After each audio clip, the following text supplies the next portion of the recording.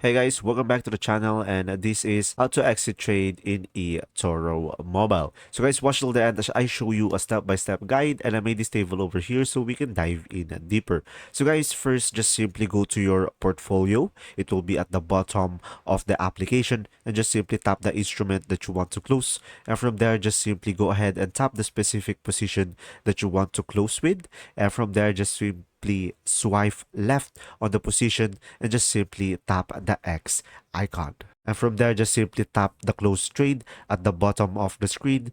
And from there, you should be able to fully close a trade. So guys, if you want to partially close a trade, you can just simply go to the instrument line that you want to close and just simply tap on close. And from there, just simply tick close only the part of the trade. Just simply select the amount that you want to close, and you can just simply tap on close trade. And from there, you should be able to partially close a trade. And guys, if you close a position while the market is closed, the position will be moved into a pending close state. So don't worry, the close order will be executed when the market opens, and you can cancel the order if the market hasn't opened yet as well. And there you go. I hope this video helped you understand more, guys. And if you do, just simply comment down below, and thanks for watching.